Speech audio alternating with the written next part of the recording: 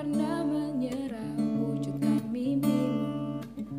Walau berat kau rasa, teruslah berlari, kejar dan kau raih prestasimu. Kita belajar prestasi, jujur dan mandiri, santun kata dan budaya. Bersatu kita berbagi, memulihkan negeri ini untuk meraih prestasi dan tetap saling menjaga.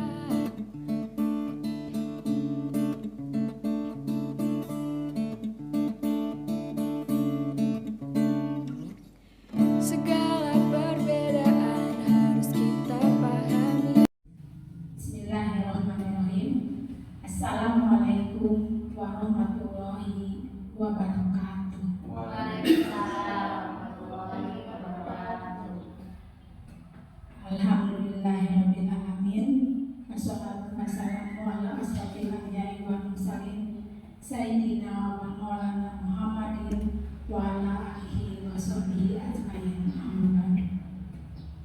Yang terhormat Ibu Kepala Sekolah SD Negeri Sagara, Bapak dan Ibu Guru SD Negeri Sagara yang saya hormati, pertama-tama marilah kita panjatkan puji serta syukur kehadirat Ilahi Rabbi bahwasanya pada hari ini, hari Sabtu tanggal 28 Oktober 2023, kita dapat berkumpul dalam acara aksi nyata modul 14 diseminasi budaya positif di SDN Negeri Sagara oleh CGP. Salawat serta salam semoga tetap dilimpah curahkan kepada junjungan kita Nabi Muhammad SAW, kepada para sahabatnya, kepada para keluarganya, dan kepada kita selaku umatnya. Amin ya rabbal alamin. Untuk mempersingkat waktu, baiklah saya akan membacakan susunan acara untuk kegiatan hari ini.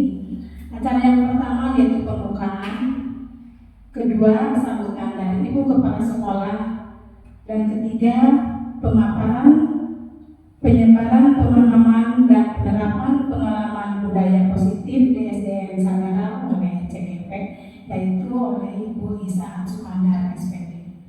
Baiklah, kita mulai pada acara yang pertama, yaitu pembukaan. Untuk pembukaan, marilah kita bersama-sama untuk membacakan basmalah. Bismillahirrahmanirrahim. Kita lanjutkan pada acara yang kedua, yaitu sambutan dari Ibu Kepala Sekolah. Kepada Ibu Kepala Sekolah dipersilakan. Wabarakatuh. Bismillahirrahmanirrahim. Alhamdulillahirabbil alamin. Wa bihi nasta'inu ala umuri dunya waddin. Wassalatu wassalamu ala asyrofil anbiya'i wal mursalin wa ala alihi wa sahbihi ajmain. Amma ba'du. Bapak beserta Ibu Guru SDN Sagara yang saya hormati dan saya banggakan, puji syukur kita panjatkan kehadirat Allah Subhanahu wa Ta'ala yang telah memberikan karunia hidayah dan taufiknya serta kesehatan sehingga kita masih mampu beraktivitas dengan nyaman sampai hari ini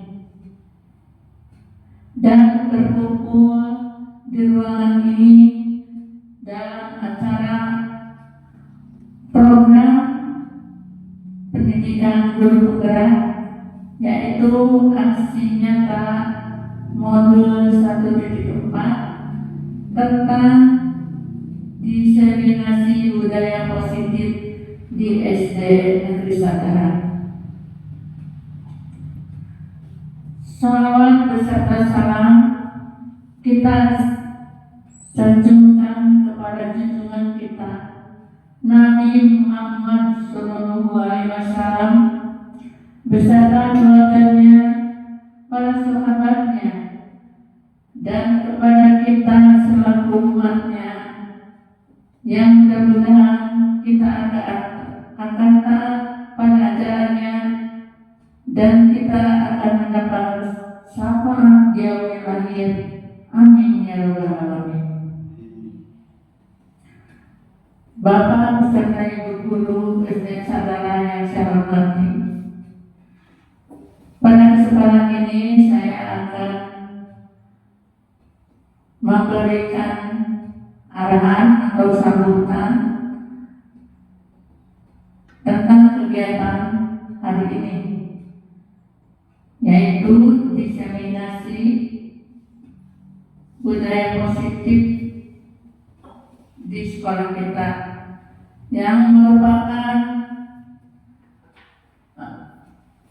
penjabaran dari calon guru penggerak yang akan memaparkan ilmunya dengan menyiapkan program pendidikan yang berkualitas dengan lingkungan yang sehat, asri. Dalam hal ini kita harus ikut serta dalam membangun pendidikan, terutama pendidikan karakter, yaitu dengan menyiapkan program pendidikan yang berkualitas dengan lingkungan yang sehat, asri, nyaman, serta didukung oleh tenaga pendidik yang profesional, serta syarat supaya siswa kita itu religius, jujur, adil, berpikir kritis, bekerja keras, peduli, bertanggung jawab, komunikatif, dan interaktif. Juga mudah-mudahan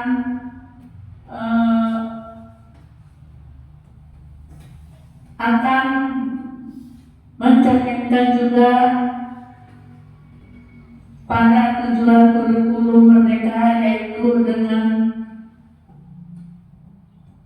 tampilnya atau dengan tercerminnya pelajaran Pancasila, yaitu beriman dan bertakwa kepada Tuhan Yang Maha Esa dan berakhlak mulia, berkebinekaan global, gotong royong, mandiri, kreatif, dan bernalar kritis.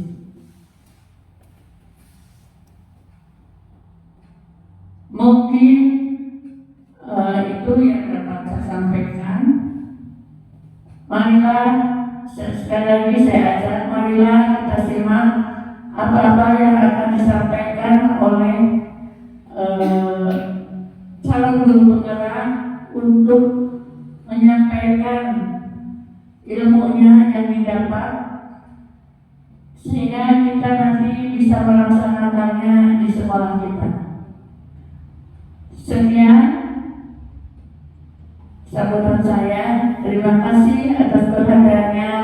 Mohon maaf atas segala kekurangannya, dan saya akhiri dengan taufiq wal hidayah.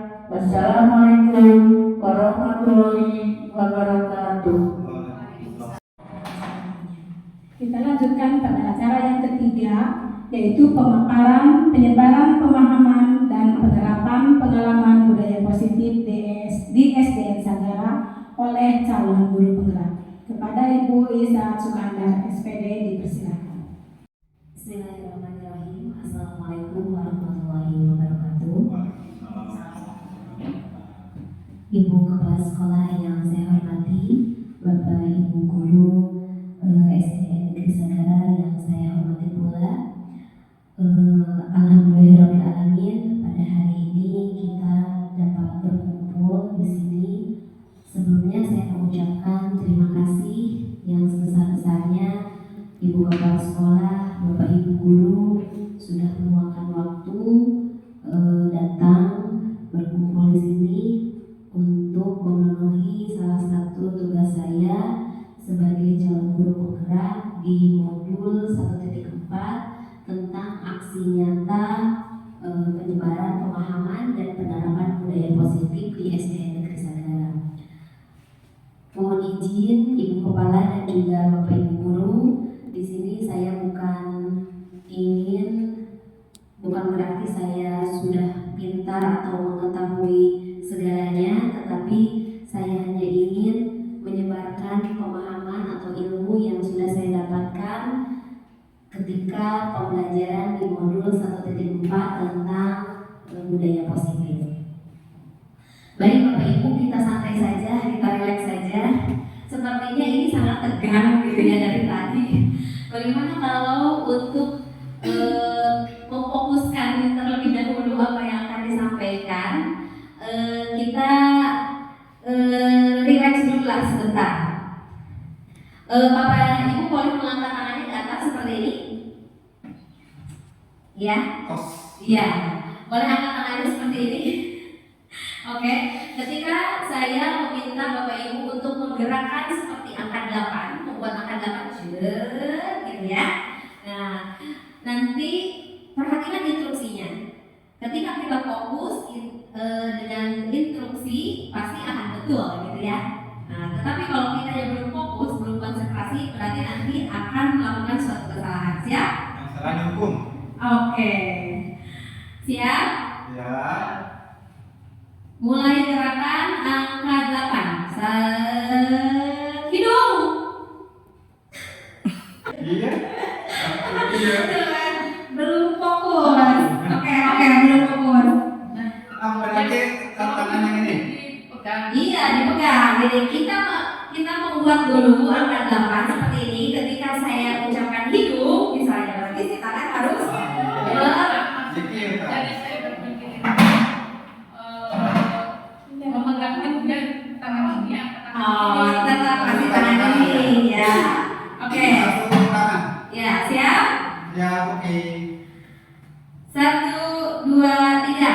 Angka 8. Telinga.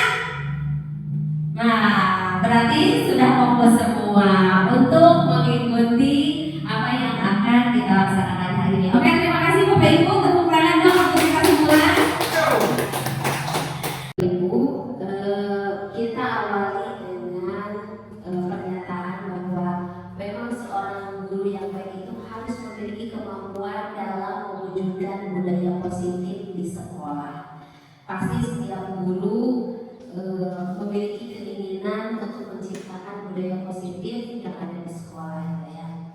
Budaya positif tersebut itu dapat dijalankan dengan menerapkan konsep-konsep inti yang saya pelajari, yaitu konsep-konsep dari budaya positif tersebut. Yang pertama adalah perubahan paradigma belajar, yang kedua disiplin positif dan nilai-nilai kebajikan universal, yang ketiga ada teori motivasi, hukum dan penghargaan, restitusi, kemudian ada keyakinan kelas, kemudian kebutuhan dasar manusia, kemudian restitusi dengan 5 posisi kontrol, dan yang terakhir adalah restitusi segitiga restitusi. Nah, yang akan kita bahas ini adalah ke-7 konsep inti budaya positif.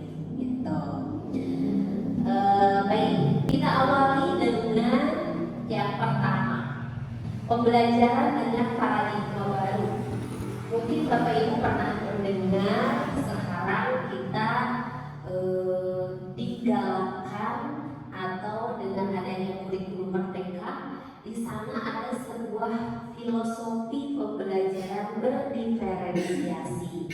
Nah, ini adalah perubahan paradigma baru dalam pembelajaran. Itu bahwa pembelajaran dengan paradigma baru merupakan pembelajaran yang dirancang berdasarkan prinsip pembelajaran berdiferensiasi, sehingga para peserta didik belajar sesuai kebutuhannya berdasarkan tahap perkembangan sesuai teori psikologi modern untuk mewujudkan profil pelajar Pancasila.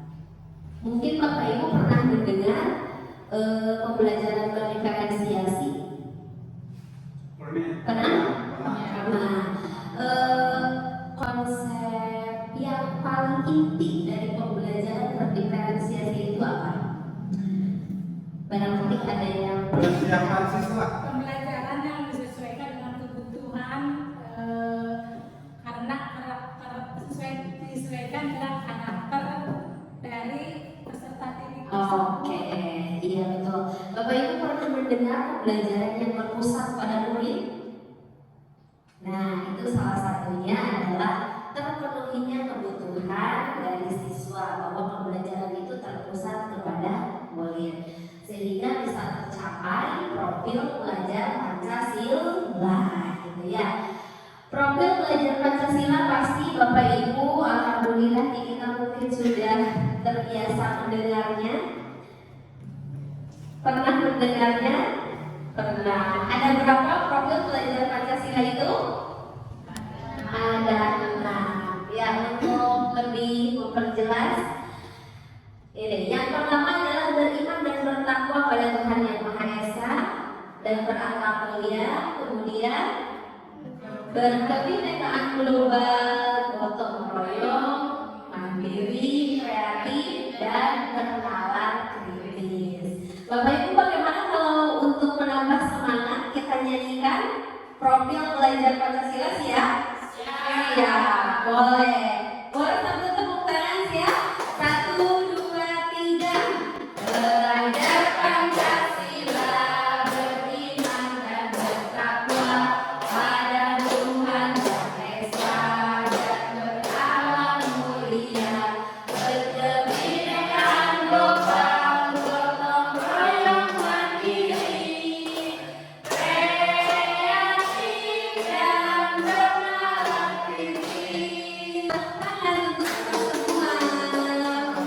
Nah, terima kasih. Jadi harapannya di setiap sekolah, bukan hanya saja di sekolah kita, perubahan paradigma baru dalam pembelajaran, harapannya peserta didik dapat mencerminkan seperti yang tadi Ibu Kepala Sekolah sampaikan, dapat mencerminkan profil pelajar Pancasila, memiliki karakter yang tertera pada profil pelajar Pancasila. Itu selanjutnya ada miskonsepsi tentang teori kontrol, bahwa yang pertama ilusi bahwa guru itu dapat mengontrol murid, tetapi itu sebenarnya tidak bisa.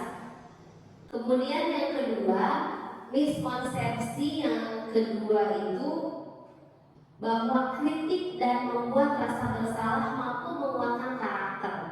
Misalnya ketika murid membuat kesalahan, kita mengucapkan kata-kata yang membuat si murid itu merasa bersalah karena perilaku yang dilakukan oleh siapapun itu pasti memiliki tujuan, gitu.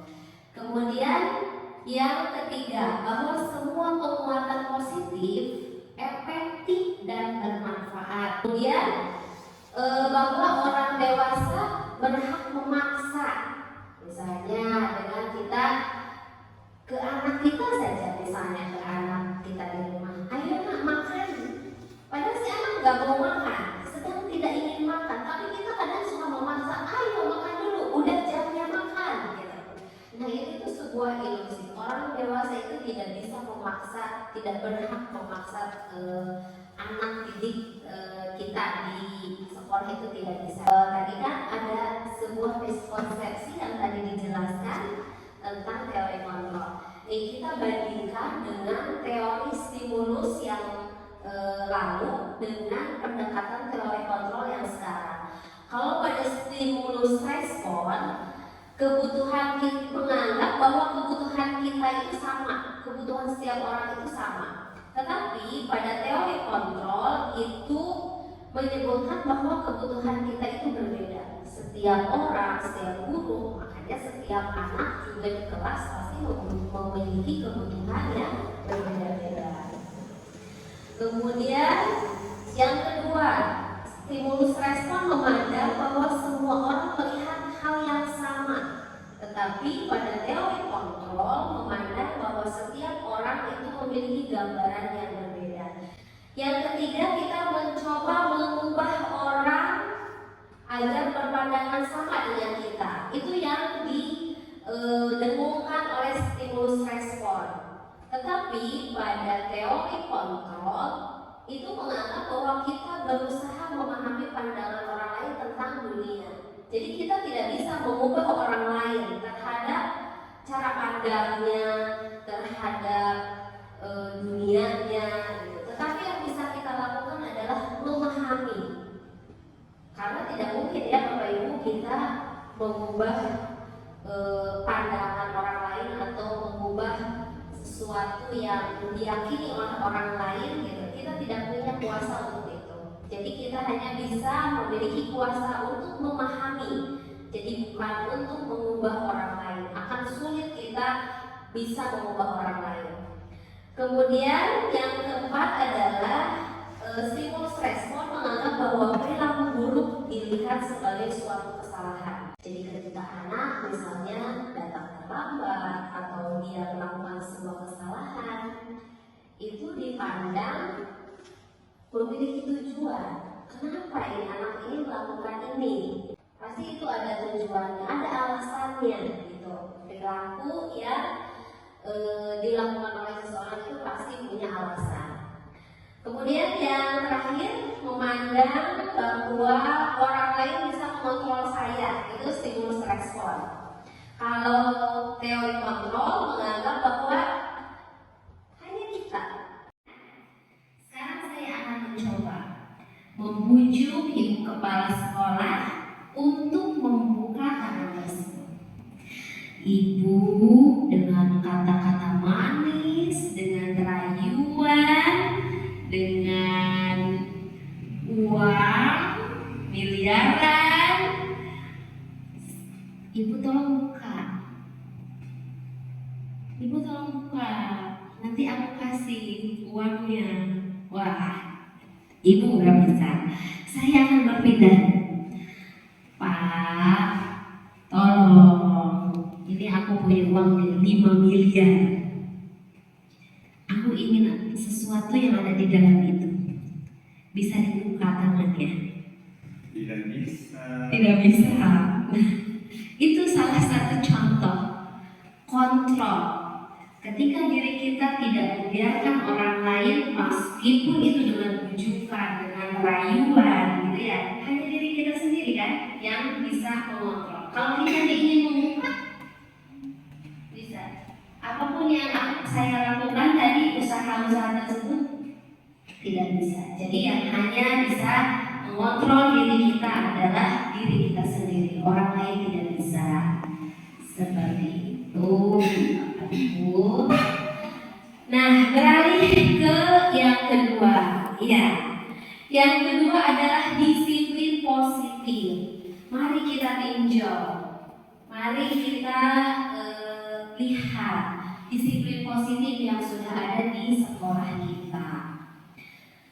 Menciptakan lingkungan positif di sekolah kita, apakah telah efektif? Belum. Kemudian apa masih perlu ditinjau kembali disiplin positif yang ada di sekolah kita? Kemudian apa sesungguhnya arti dari disiplin itu sendiri? Kemudian apa kaitannya dengan nilai-nilai kebajikan? Nah, di poin kedua ini kita akan membahas keempat hal tersebut. Nah, Bapak Ibu, menurut Bapak Ibu, apakah di sekolah kita sudah menerapkan disiplin positif? Apakah lingkungan di sekolah kita itu sudah menerapkan disiplin positif? Sudah, ya, sudah, betul.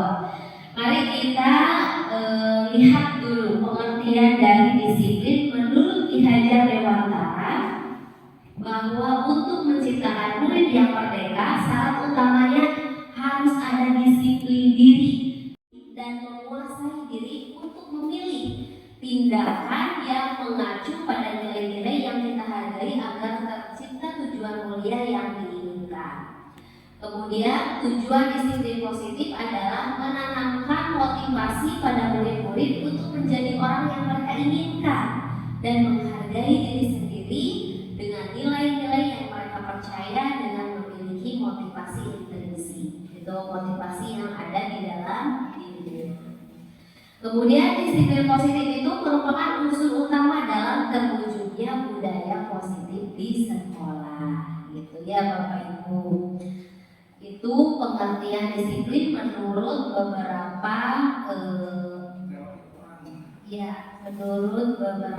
ahli. Nah, kemudian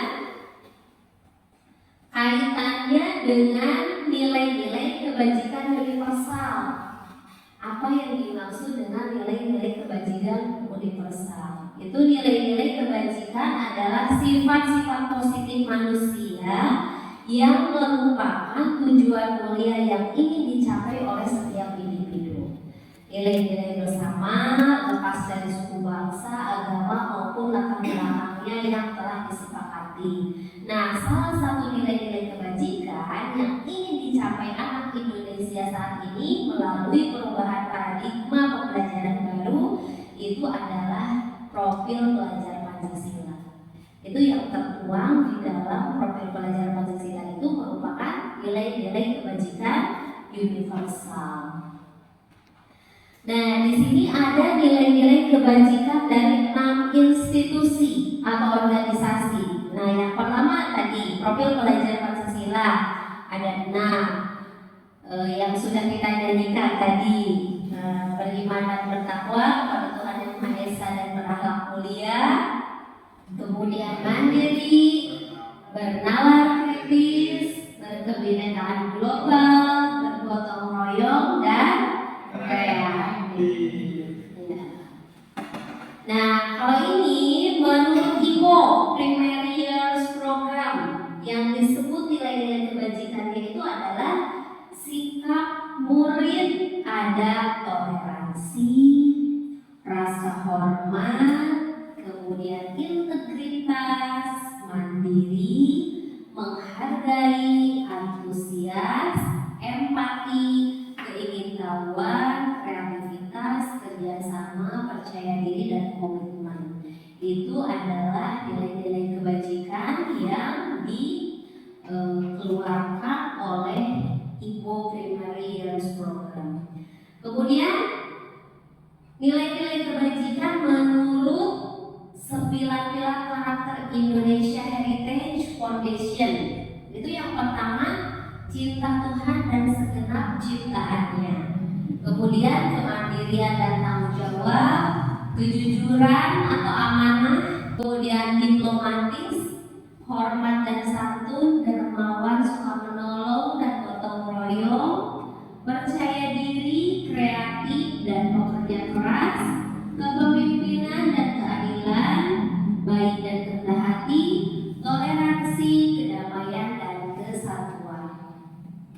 Nah, kemudian untuk petunjuk hidupnya mereka menyebutkan bahwa nilai-nilai kebajikannya itu ada peduli, penalaran, bekerja keras, bekerja sama, keberanian, keingintahuan, usaha, keluasan atau fleksibel, berorganisasi, kesabaran, keteguhan hati, kehormatan, memiliki rasa humor, berinisiatif, integritas, pemecahan masalah, sumber pengetahuan, tanggung jawab, dan persahabatan. Yang kelima, nilai-nilai kebajikan yang dikeluarkan oleh The 7 Essential Virtues ini building moral intelligence. Ada empati, suara hati, kontrol diri, rasa hormat, kebaikan, toleransi, dan keadilan. Dan yang keenam itu dari The Virtues Project. Ini proyek-proyek nilai kebajikan. Ada banyak ya Bapak Ibu. Tapi menurut Bapak Ibu,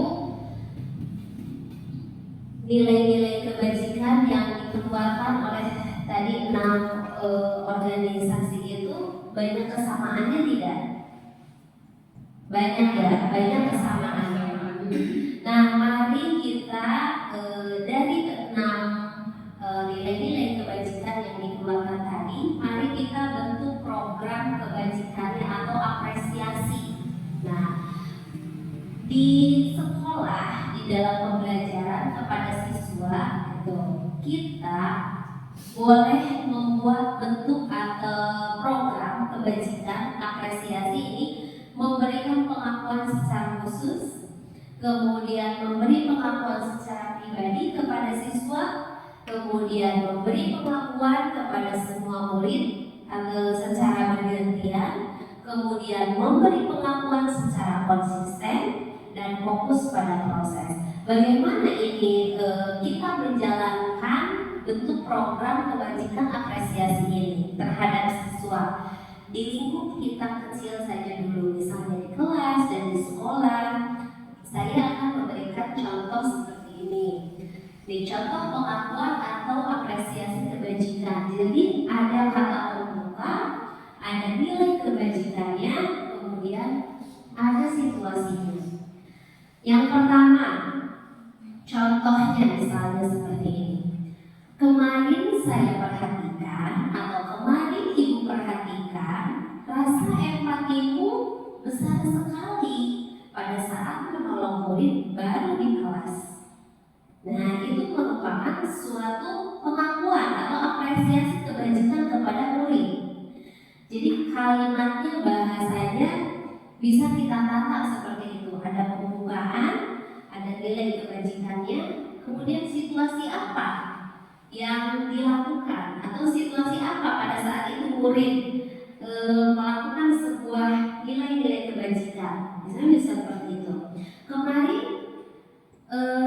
ibu perhatikan rasa empatimu besar sekali pada saat menolong murid baru di kelas kita. Nah, kalimat yang kedua, contoh yang kedua. Ibu menghargai kepedulianmu pada saat kamu membantu teman-temanmu di tugas kelompok. Kadang kita abai dengan hal-hal kecil seperti itu, padahal itu merupakan sebuah apresiasi kepada siswa. Itu sangat penting sekali gitu ya. Kemudian contoh yang ketiga, terima kasih untuk rasa tanggung jawabmu pada saat kamu memungut kertas-kertas yang berserakan di lantai. Ini terlihat sederhana, terlihat tidak begitu penting sepertinya, tetapi itu bagi anak akan menumbuhkan rasa dia diapresiasi perilakunya. Jadi dia akan semakin menunjukkan ya perilaku yang baik gitu. Tanpa kita sadari nanti akan muncul motivasi intrinsik dalam dirinya, dia akan semakin baik. Bapak Ibu, adalah teori motivasi, hukuman, dan penghargaan restitusi. Nah, ada 3 motivasi perilaku manusia menurut Ian Wilson. Ya, yang pertama itu untuk menghindari ketidaknyamanan atau hukuman. Yang kedua untuk mendapatkan imbalan atau penghargaan dari orang lain. Dan yang ketiga untuk menjadi orang yang mereka inginkan dan menghargai diri sendiri dengan nilai-nilai yang mereka percaya. Itu adalah 3 motivasi perilaku manusia. Termasuk motivasi eksternal, itu yang termasuk motivasi dari luar. Itu motivasinya itu untuk menghindari ketidaknyamanan atau hukuman. Jadi dia akan berperilaku baik jika ada motivasi dari eksternal, takut untuk menghindari ketidaknyamanan atau hukuman. Dan yang kedua, motivasi eksternal adalah untuk mendapatkan imbalan atau penghargaan dari orang lain. Sementara yang termasuk motivasi internal adalah motivasinya itu untuk menjadi orang yang mereka inginkan dan menghargai diri sendiri dengan nilai-nilai yang mereka percaya. Untuk mengetahui hukuman atau konsekuensi perbedaannya itu seperti apa, nanti saya akan membagikan sticky notes ini, silahkan Bapak Ibu menuliskan. Di sana ada 1, 2, 3, 4, 5, 6, 7. Ada 7 kalimat. Mana yang termasuk hukuman dan mana yang termasuk konsekuensi. Siap Bapak Ibu? Siap. Boleh, silakan. Nanti saya akan bagikan ini. Mana siapa namanya?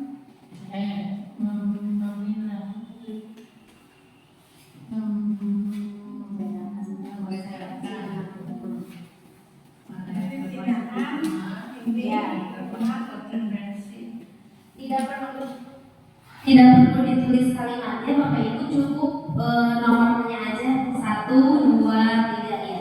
Hukuman nomor berapa, yang termasuk hukuman itu nomor berapa saja, yang termasuk konsekuensi itu nomor berapa saja. Siapa yang paling cepat dan yang paling betul jawabannya akan mendapatkan gift apresiasi. 2, 3, 4, 5.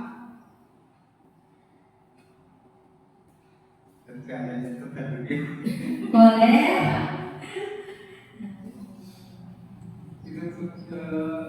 Siapa yang paling cepat dan jawabannya betul itu akan mendapatkan gift apresiasi dari saya. Iya, boleh silakan maju ke depan. Silakan maju ke depan, Bu Ani. Maju ke depan, Bu Ani. Boleh? Iya, boleh. Iya. Karena yang tercepat dan yang paling betul jawabannya kan? Iya. Baik. Silakan.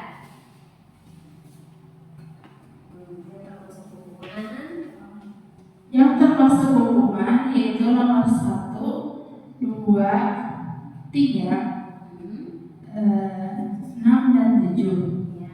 Konsekuensi adalah nomor 4 dan 5. Oke, baik. Terima kasih Bu Ani jawabannya.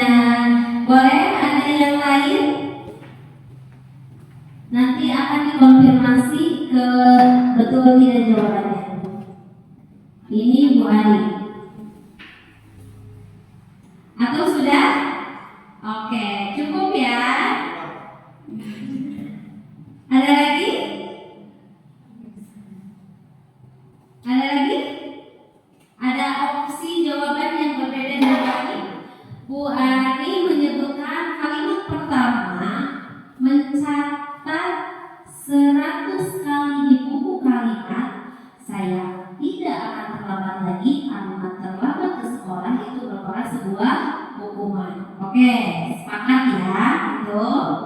Kemudian yang kedua, lari mengelilingi lapangan basket 2 kali karena terlambat hadir di sekolah itu termasuk hukuman. Betul. Kemudian yang ketiga, murid diminta untuk push up 15 kali karena tidak menggunakan masker ke sekolah. Itu termasuk hukuman dari Bu Ani, betul. Kemudian nomor 6, murid disuruh untuk mengenakan sepatu seharian di sekolah karena tidak menggunakan sepatu hitam. Betul, itu termasuk hukuman. Yang termasuk konsekuensi ini ada di nomor 4 dan 5 ya. 1, 2, 4 dan 5. Menggantikan kertas tugas teman yang telah dicoret-coret itu termasuk sebuah konsekuensi. Betul.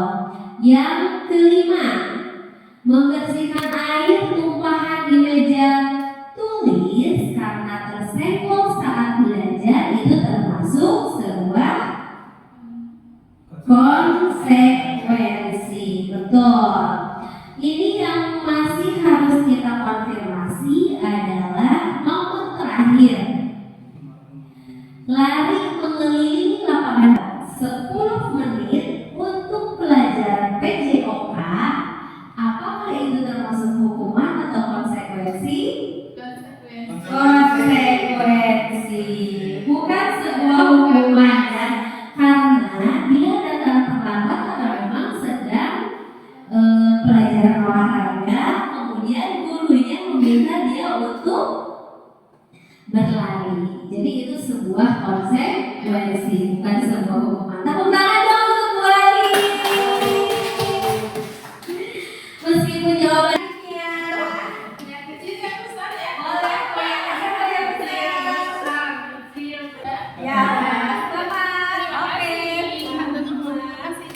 mana coklatnya? Baik, Bapak Ibu, adakah di sini yang ingin memberikan pendapatnya mengenai peraturan dan nilai-nilai kebajikan yang ingin dituju?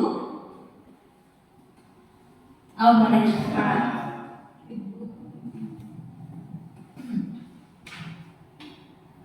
Peraturan yang pertama yaitu kembalikan barang ke tempatnya, yaitu nilai kebajikannya yang dituju yaitu tanggung jawab.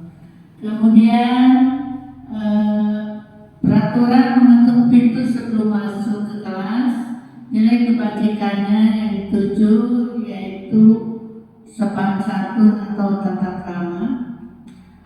Yang ketiga, peraturan mendengarkan guru saat sedang berbicara, nilai kebajikan yang dituju yaitu menghormati atau menghargai orang lain.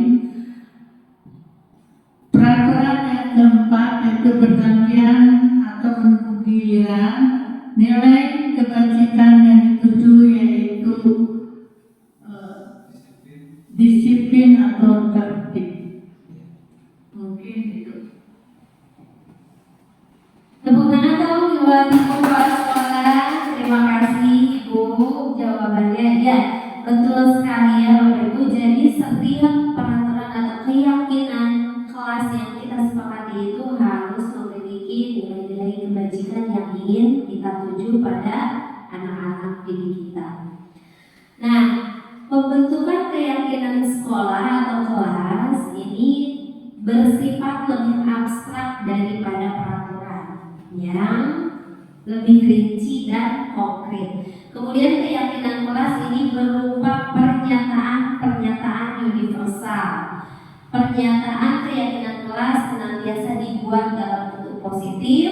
Kemudian keyakinan kelas hendaknya tidak terlalu banyak sehingga mudah diingat dan dipahami oleh semua warga kelas. Kemudian keyakinan kelas sebaiknya sesuatu yang dapat diterapkan di lingkungan tersebut, dan semua warga kelas hendaknya ikut berkontribusi dalam pembuatan keyakinan kelas lewat kegiatan curah pendapat, dan yang terakhir bersedia meninjau kembali keyakinan kelas dari waktu ke waktu.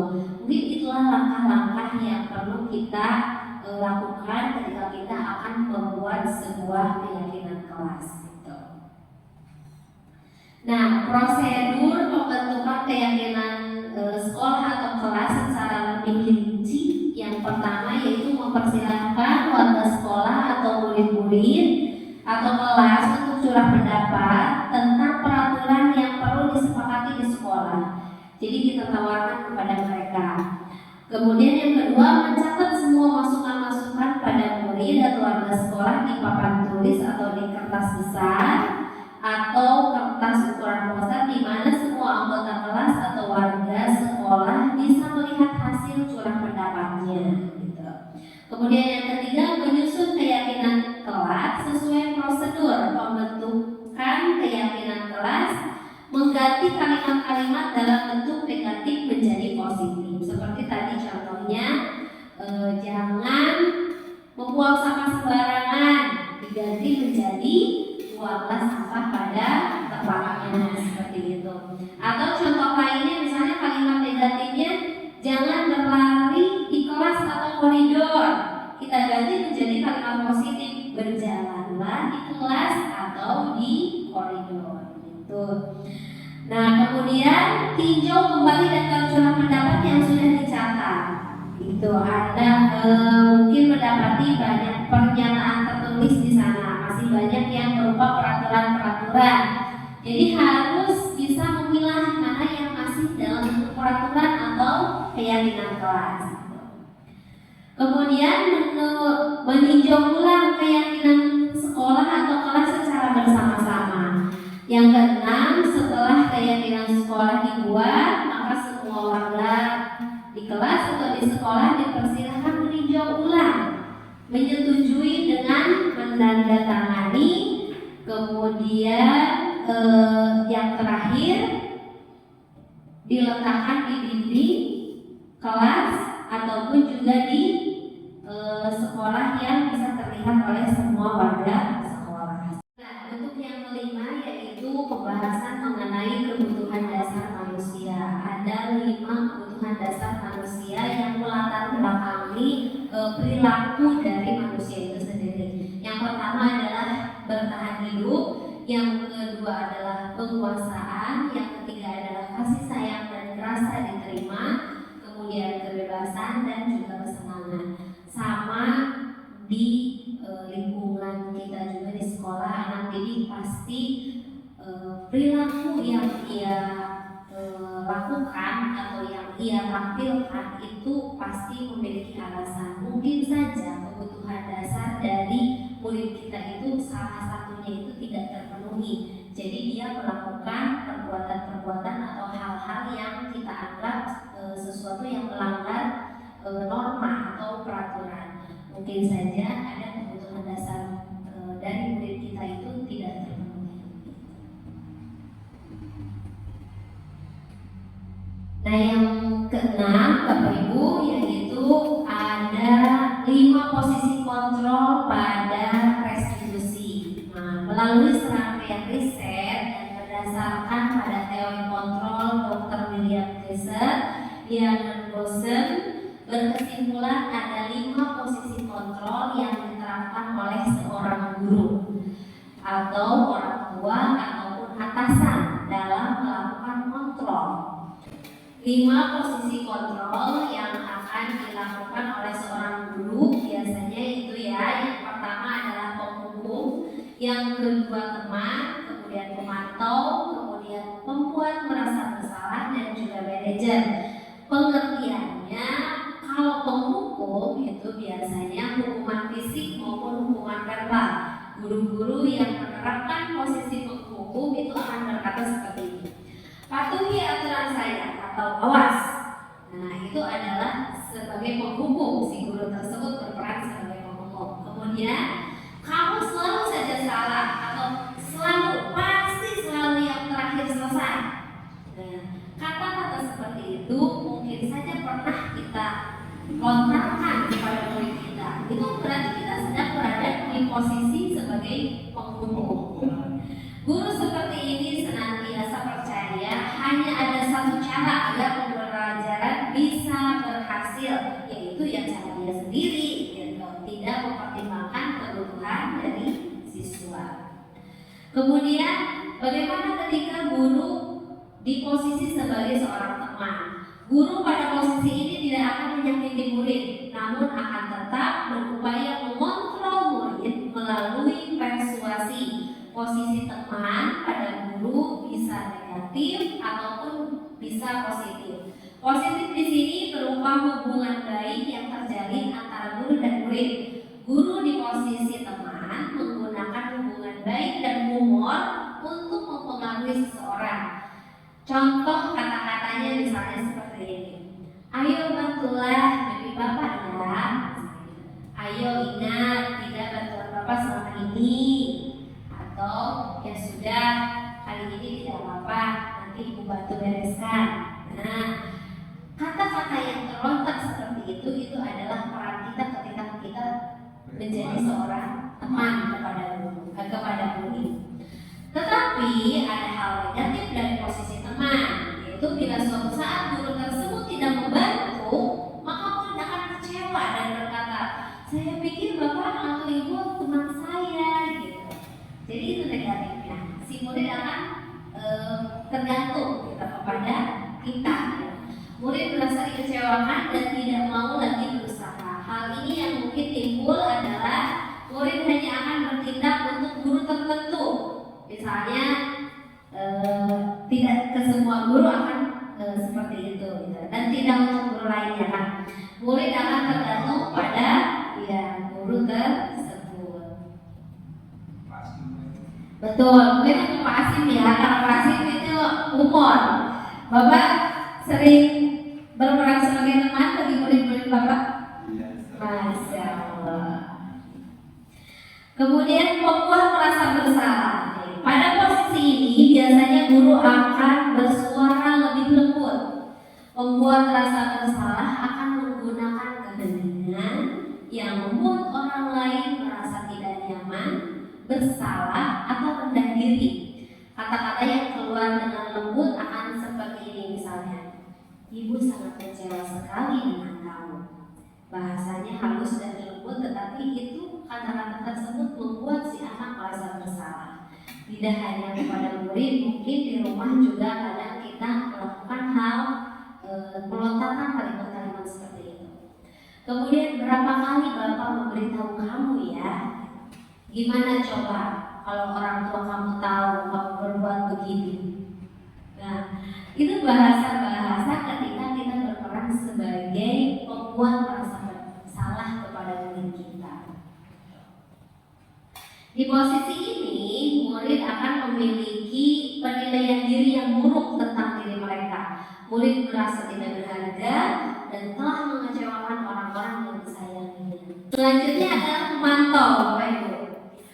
Posisi kontrol selanjutnya yaitu pemantau. Pada saat kita mengawasi, kita bertanggung jawab atas perilaku orang-orang yang kita awasi. Posisi pemantau berdasarkan pada peraturan-peraturan dan konsekuensi. Dengan menggunakan sanksi atau konsekuensi, kita dapat memisahkan hubungan pribadi kita dengan murid sebagai seorang yang menjalankan posisi pemantau. Misalnya seperti ini pertanyaannya. Peraturannya apa? Apa yang telah kamu lakukan? Atau sanksi atau konsekuensinya apa? Kalau kamu berbuat begini, misalnya seperti itu. Nah itu memantau. Jadi seorang pemantau sangat mengandalkan penghitungan, catatan, data yang dapat digunakan sebagai bukti atas perilaku seseorang. Posisi ini akan menggunakan stiker, misalnya slip catatan, daftar cek. Posisi pemantau sendiri ini berawal dari teori stimulus respon yang menunjukkan tanggung jawab guru dalam mengontrol murid. Nah, yang terakhir Bapak Ibu ada manajer. Seperti apa peran guru sebagai seorang manajer? Posisi di mana guru berbuat sesuatu bersama dengan murid, mempersilahkan murid, mempertanggungjawabkan perilakunya, mendukung murid agar dapat menemukan solusi atas permasalahannya sendiri. Di manajer, murid diajak untuk menganalisis kebutuhan dirinya maupun kebutuhan orang lain. Di sini penekanan bukan pada kemampuan membuat konsekuensi, namun dapat berkolaborasi dengan murid bagaimana memperbaiki kesalahan yang ada.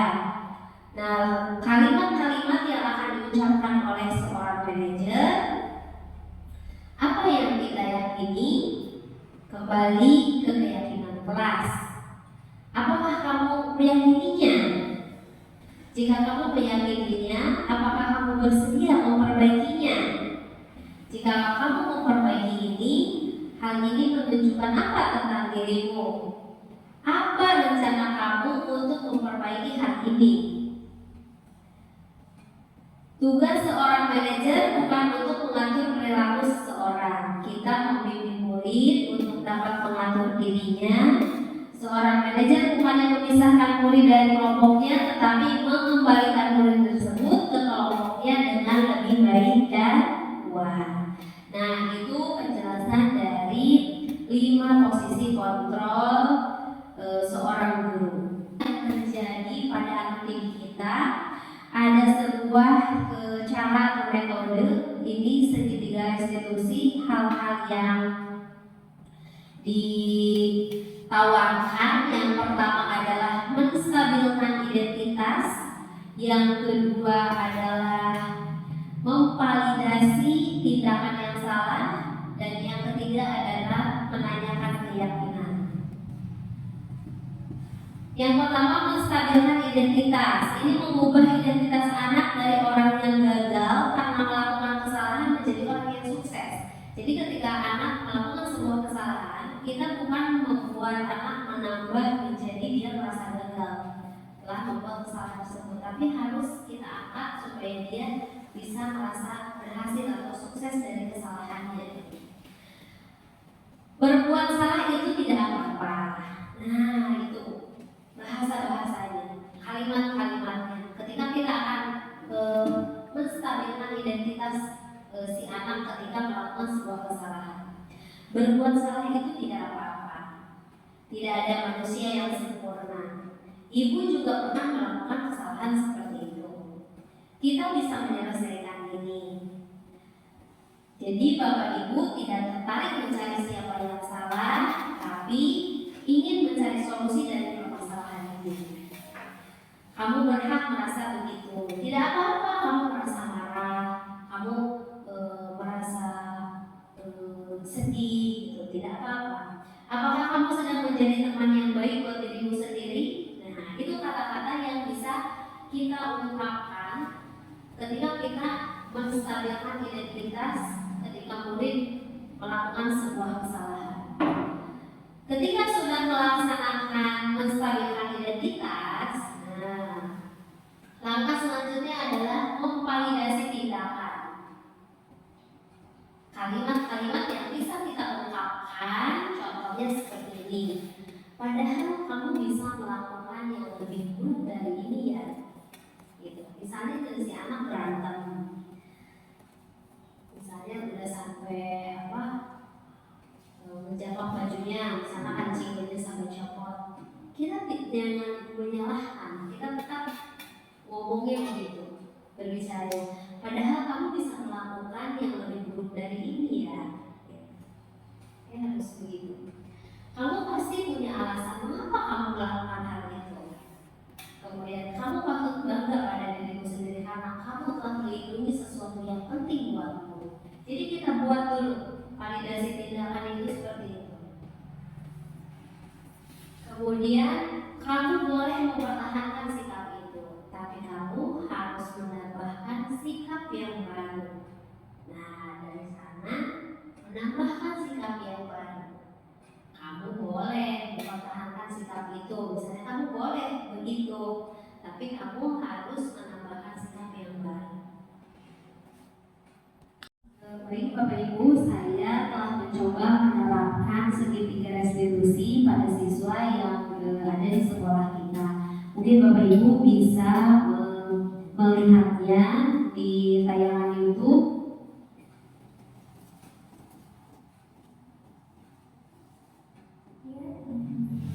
Terima kasih ya.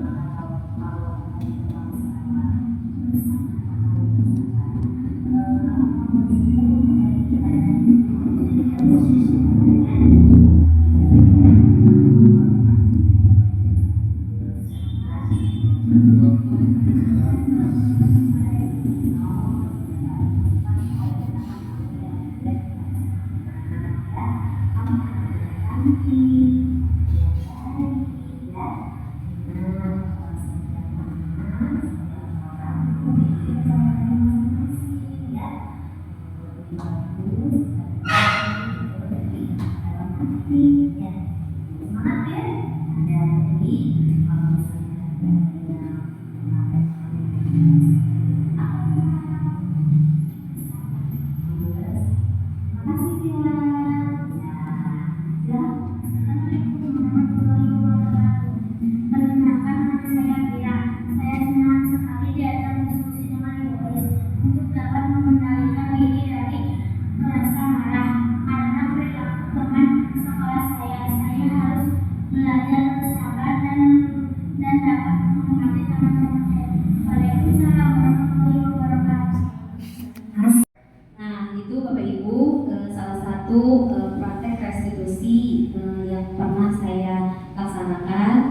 mungkin bisa menginspirasi atau bermanfaat untuk kita ketika nanti kita menemukan permasalahan-permasalahan dalam menghadapi anak didik kita di sekolah. Baiklah, sekian dari saya. Mungkin untuk selanjutnya saya meminta refleksi dari teman-teman ataupun dari buku prasekolah mengenai kegiatan kita hari ini. Adakah yang bersedia untuk memberikan refleksi? Boleh, silakan.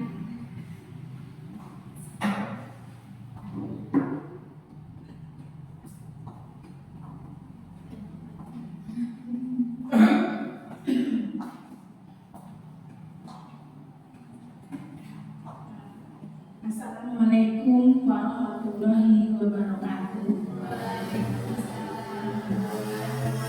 Perkenalkan, nama saya Kartini. Saya akan merefleksi acara hari ini, yaitu diseminasi budaya positif di SDN Sagara. Dengan acara ini saya merasa sangat senang sekali. Sehingga dari awal saya menyimak pemaparan dari calon guru penggerak, yaitu Ibu Lisa Cukandar. Saya merasa termotivasi atau terinspirasi untuk melaksanakan budaya positif ini di kelas saya. Di kelas, yaitu saya ada di kelas 1. Sehingga saya nanti bisa melaksanakannya dengan baik, gitu ya. Nah, mungkin itu refleksi dari saya. Wassalamualaikum warahmatullahi wabarakatuh. Terima kasih Ibu atas refleksinya. Ada lagi Bapak Ibu yang akan memberikan refleksi? Boleh.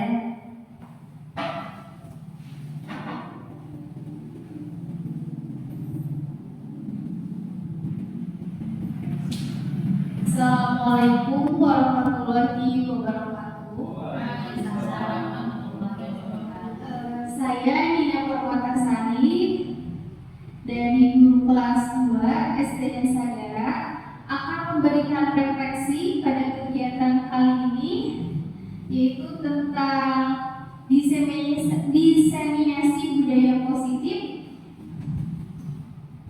Pada kesempatan ini saya sangat-sangat banyak sekali ilmu yang didapatkan, yang terutama dalam menangani anak-anak yang memiliki permasalahan ya, dengan melakukan segitiga restitusi. Mudah-mudahan bisa dilakukan dan memberikan dampak positif juga. Demikian refleksi dari saya. Wassalamualaikum warahmatullahi wabarakatuh.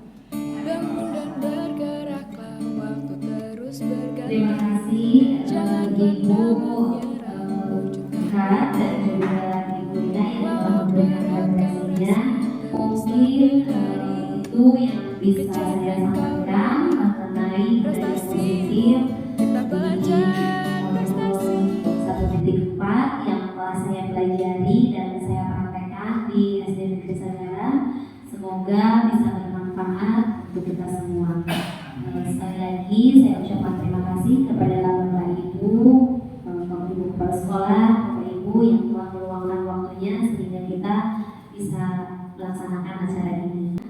Baik, saya tutup pemaparan saya sebelum dikembalikan kepada pembawa acara. Saya tutup dengan ucapan wassalamualaikum warahmatullahi wabarakatuh.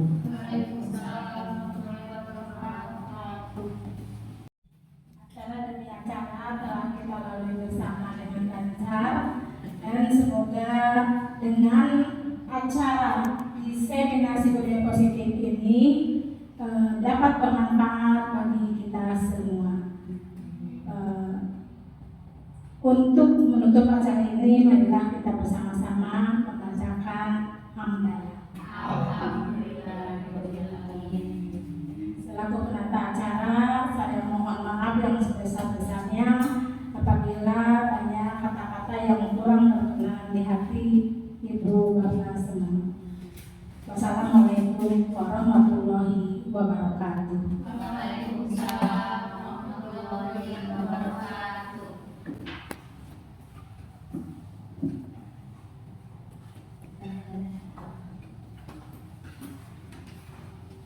Good.